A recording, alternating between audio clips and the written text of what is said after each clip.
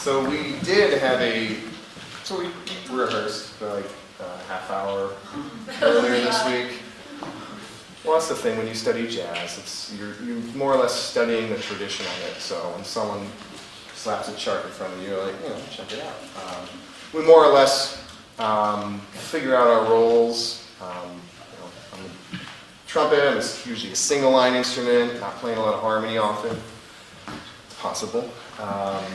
So a lot of times I'm covering, so if there was a drummer and a bass player, a lot of times my role would be covering the melody and then soloing, improvising. And a lot of times, piano would be covering the accompaniment, kind of more or less like chattering away and giving you a little feedback here and there. Providing the chord structure. If I wasn't here, often it would be piano that would take over the melody. A lot of piano trios, drums, bass, and piano. Piano kind of just fills out the top end of what the horn would be doing. So we did rehearse. We did decide that we were going to trade solos within the form. We played the whole form down, but we had planned to trade 8s, then 4s, then 2s, and I think I jumped at one point into a different trade, but that's jazz. That's one of my professors used to describe it as good jazz is like it's about to fall apart, but it doesn't. And it's pulled back in. Sometimes we're looking right at each other. Sometimes we're just listening, and really just trying to keep the music together, keep the pulse, catch each other when something happens. If I hit a sour note, you might not play anything actually. Talking about roles, talking about trading for improvising. Again, that's the whole idea of having a musical conversation, broken out a little bit more instead of just me playing a solo and him accompanying me.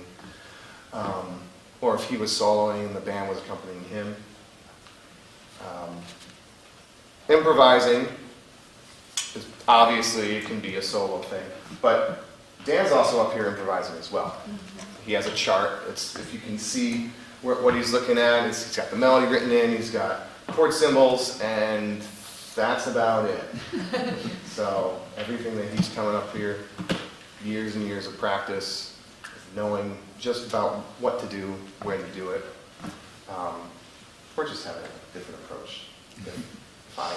If I jump the form a little bit differently, it happens. So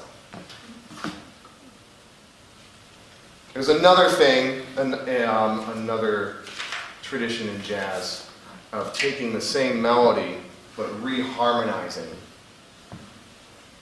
the chord structure.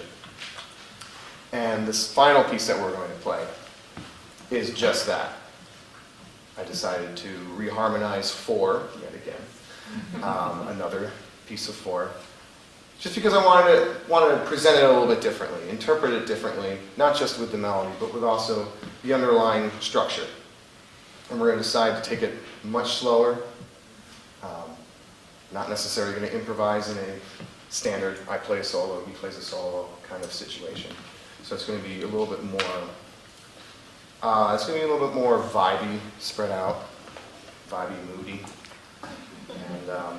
And before we do, I just want to thank you for being here, for having us come up, for inviting us to play, for listening to me, listening to Dan, listening to my speech, and everything. Improvising.